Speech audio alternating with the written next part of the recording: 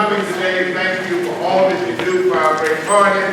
Thank you for what you're going to do in 2018 and years beyond.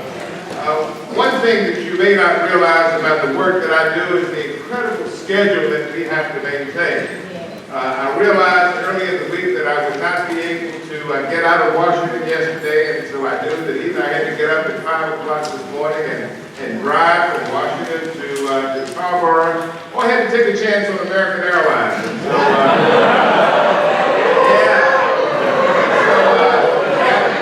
got an 8:37 flight out of Washington, got into Rotterdam at 10. At 10:10, I was in the car, and at 11:35, I drove up to this venue. But thank you so very much for coming today. I'm not going to hold you long, but let me just share a few thoughts with you about what is and what is not happening in Washington. But before, is and is not happening in Washington. But first of all, let me thank the chairman of the 1st Congressional District Democratic Party, Senator Don Davis, for his incredible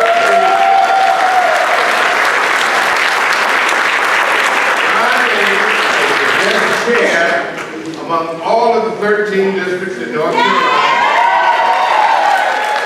I've been involved in this Democratic Party since 1968 here in Eastern North Carolina, and I'm going to stick my neck out. He is the best chair we have ever had in this state.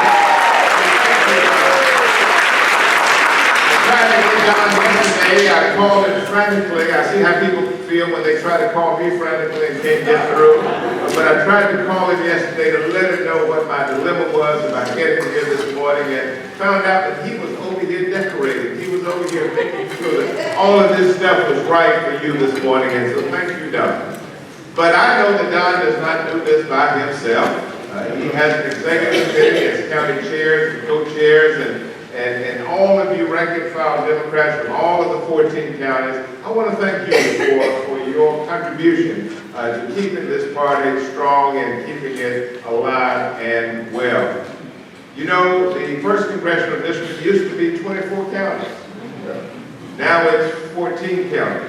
Same number of people, 740,000 people, but the district has shrunk in size from 24 to 14. Let me just tell you how that happened. In 2011, the North Carolina legislature had to redraw the lines because North Carolina had increased its size by some 2 million people. And so they had to redraw the lines. And so in redrawing the lines, the Republicans determined that they had a unique opportunity to maximize their political representation in both the state legislature and the United States Congress by using completely new and innovative technology that can now predict how people vote. They can use software to look into your household to see who lives in your home, and to use data, to use 21st century data in determining how you are likely to vote. How do they do that? Well, you go in Food Line with Harris Teeter, you swipe that card. They keep up with what food you buy. They can determine your economic status. They can determine your education level, where you go to church. And all of these data points, they call it. And all of this stuff is in the computer. They can predict with certainty how people in a household are likely to vote. And so in 2011, when they redrew the districts in North Carolina, even though there are more Democrats registered to vote in North Carolina than Republicans, they drew the congressional districts in such a way that there are now 3 Democratic districts and 10 Republican districts. That is extreme political gerrymandering. And they got away with it for a while. But that was challenged. It was challenged because one of the techniques they used in drawing these districts was to pack African American voters in certain districts. Now, what does all that mean? It means that it is well known, there's no secret to anyone, that African Americans are predisposed to vote Democratic. And so their strategy was to find as many African American communities as they could, take these communities and pack them into 3 districts in North Carolina. My district, Alma Adams district, and David Price's district. To pack African American communities, wherever they could find them, into 3 districts. That meant by definition that the other districts around those would be more Republican, more conservative. And so it was a master strategy. And so they also had this false illusion that the Voting Rights Act required these districts to be greater than 50% in African American voter registration. That is not the law, but that is the way they perceive the law to be. At least they claim they perceive the law to be. And so in order to draw the first congressional district, the computer drew these lines all up into Clemens County, Jawan County, and all up into Pasco County, bringing in the African American community, but excluding the white community. Went down into Beaufort County and Jones County and Lenore County, Wayne County, Greene County, and brought in just the African American community in order to get these numbers out. But the result of all of that was that we ended up with 10 Republican districts and 3 Democratic districts. And so our numbers have dwindled, and now we only have 3 Democratic members of Congress from North Carolina. So you need to know that.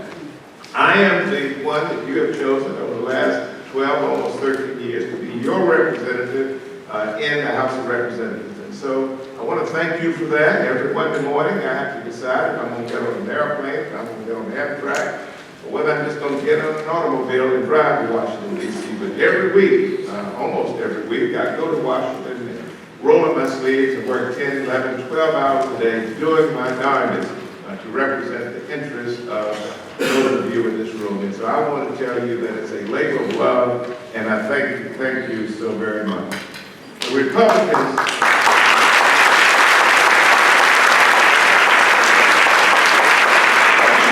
for a minute that the Republicans have now gone to sleep on voter suppression. It is a lie, and it is well. There was a lawsuit. The NAACP filed a lawsuit against the state challenging the congressional districts.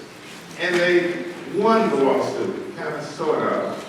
And so because of that so-called win, the legislature had to unpack the first congressional district. And so 2 years ago, a year and a half ago, the first district was unpacked, which meant that I lost 10 counties.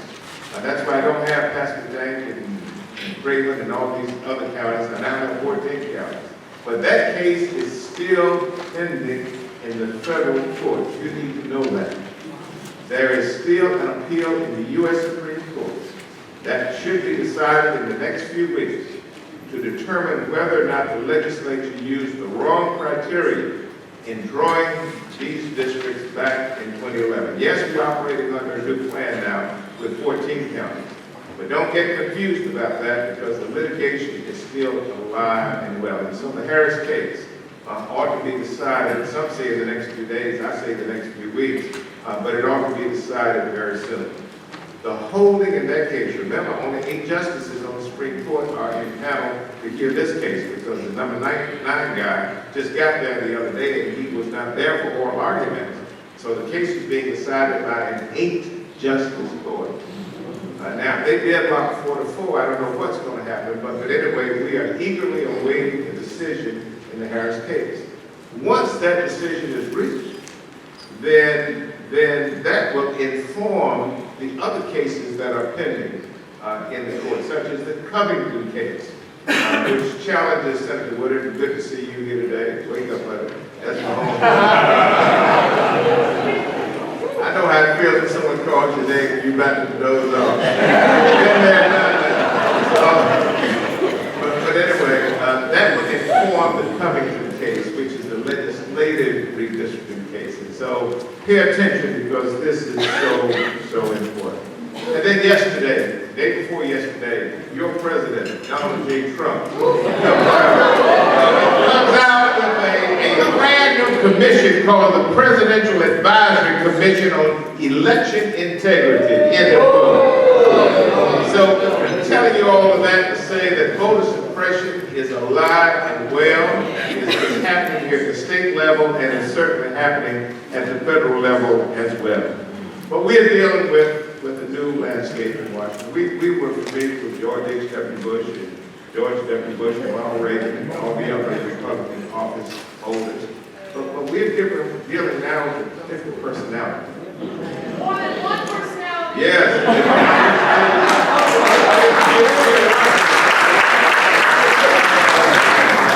We're working with a new personality.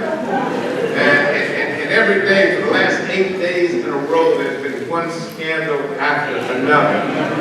Not only is this man insulting, we saw that during the campaign, not only is he demeaning, but he has absolutely no knowledge whatsoever of how government works or how government should work.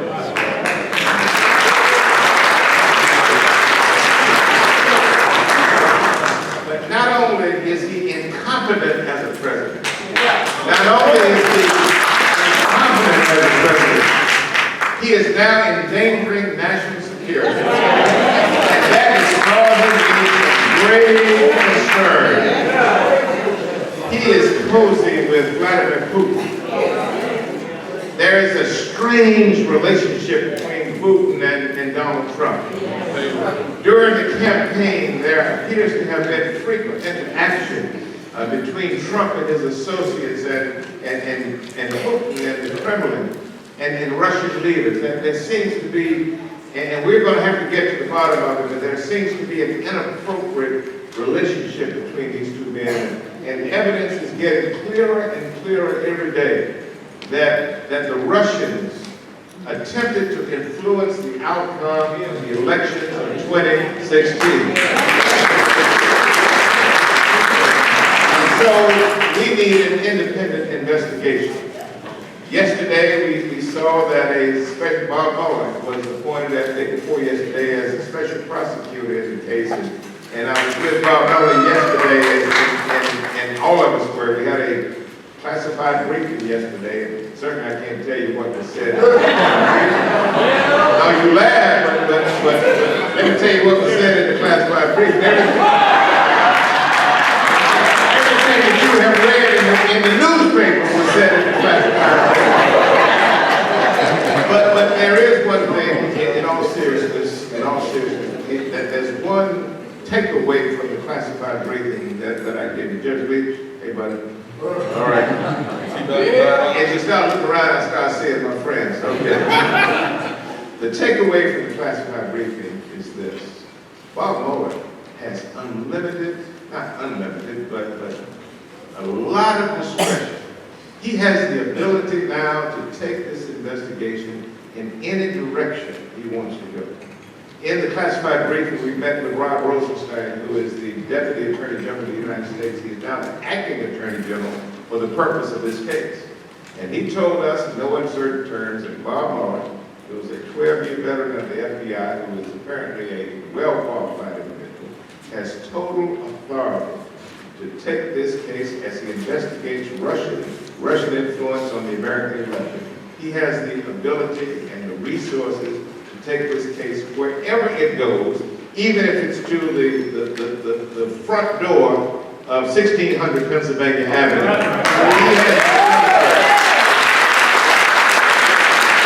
He has the ability to take this case in every direction. So we've got to find out for sure what the true facts are.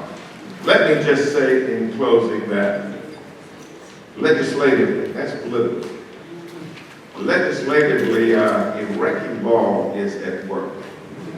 Willingham and others can tell you about what's happening in Raleigh, and they can do it well. But let me tell you, in Washington, the wrecking ball is at work. Not only are the Republicans attempting to dismantle the Affordable Care Act, better known as Obamacare, they've tried so hard. They didn't have the votes a few weeks ago, and they doubled down and twisted some arms, and Lord knows what else they offered people. But they finally got enough votes in order to pass sweeping changes to the Affordable Care Act in the House of Representatives. It essentially guts the Affordable Care Act, takes away the subsidy that we have appropriated to give middle income and low income people the ability to purchase insurance. This takes the subsidy away from them and gives them a $2,000 tax credit at the end of the year when they file their taxes, a $2,000 tax credit. And so that legislation passed the House of Representatives, and I suspect that it may be dead on arrival in the United States Senate.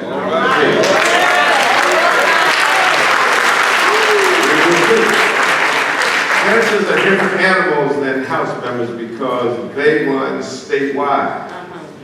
So they have to answer to a lot of different constituencies. Members of the House, such as myself, we have to answer to a single constituency, you.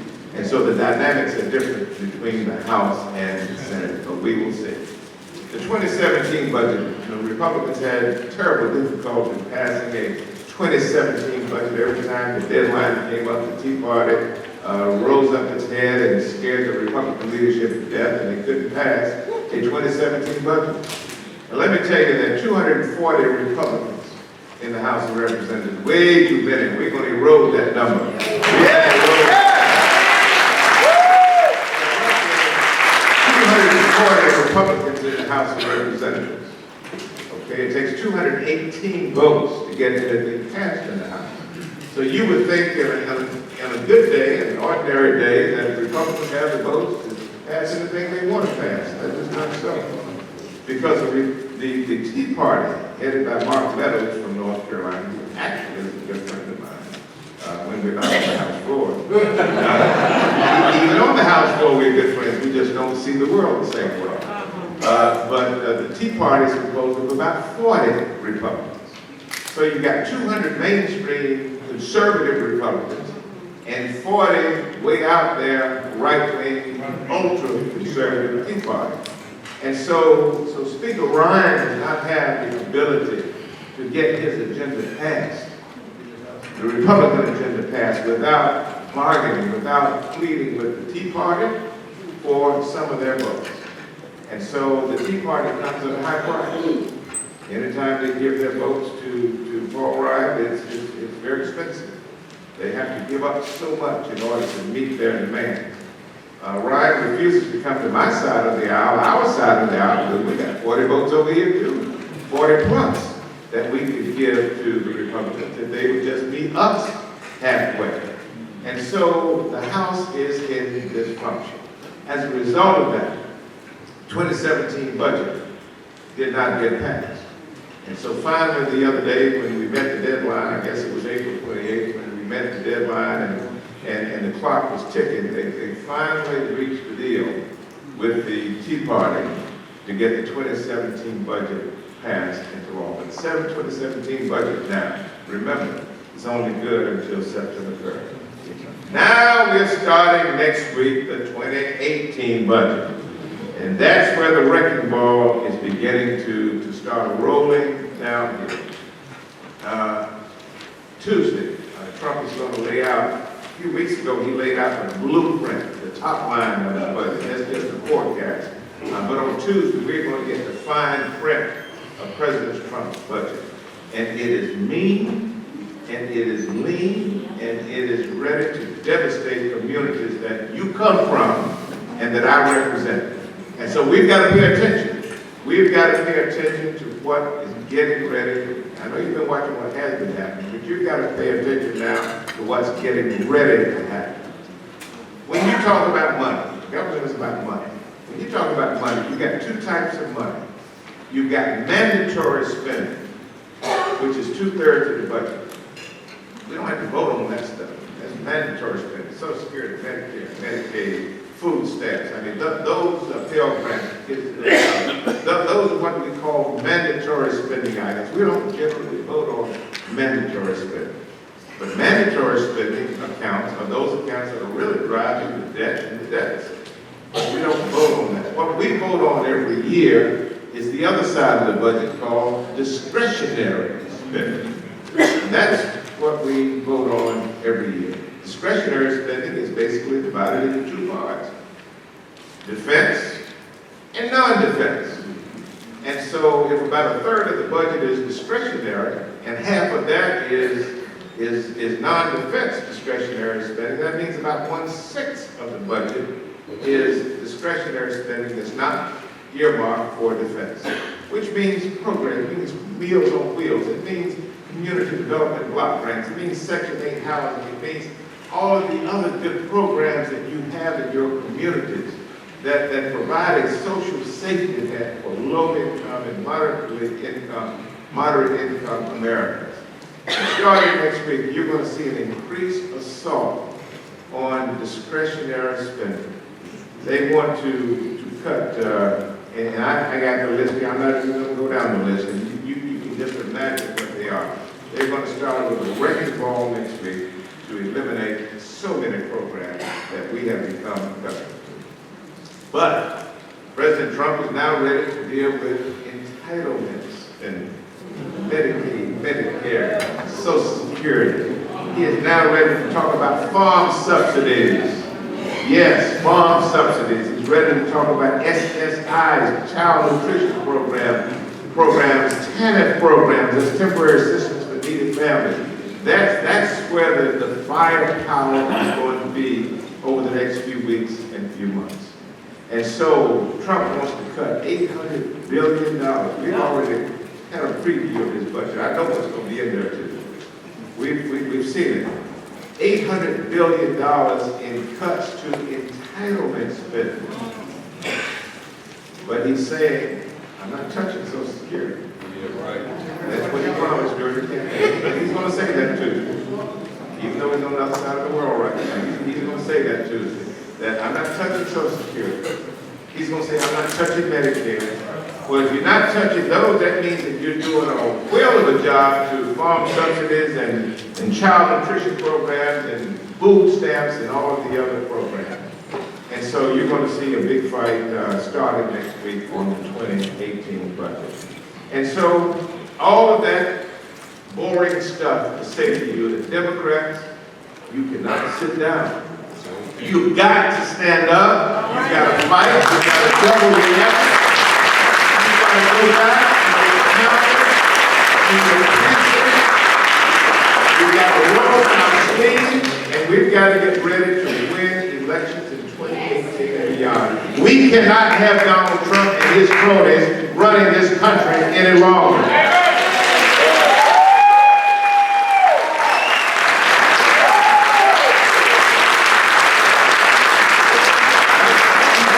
What we do in Washington and Raleigh. That's our job description. You do what you do best, and that is to knock on doors and to talk to people in your communities about the importance of registering to vote, participating in local elections, state elections, federal elections, because we've got to have all hands on deck, because these are some very serious times. Donald Trump is our worst nightmare. Never did I believe I would see it. He's our worst nightmare. And so we've got to send a signal. Once we complete this investigation, if the evidence suggests that he did what we suspected he did, we've got to hold him accountable. But at the same time, we cannot lose sight of what Congress is doing and what the North Carolina legislature is doing. So thank you, Democrats. Let's go to work.